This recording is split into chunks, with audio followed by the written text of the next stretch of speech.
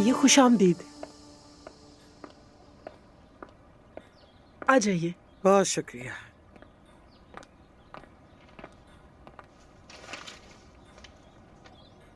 आय मेरी जान। दूर से प्यार कीजिएगा, दूर से प्यार दूर से कीजिएगा।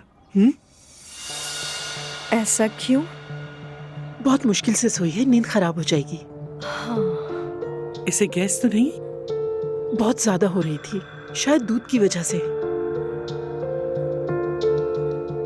अल्लाह अल्लाह, जब भी हम आते हैं ये सो रही होती है, बल्कि बेहोश मिलती है।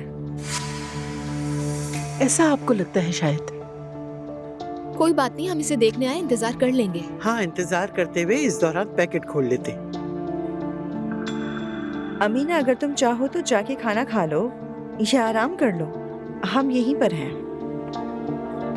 अरे आपको जहमत होगी। नहीं, जहमत कैसी, बच्ची तो सो रही है। ठीक है।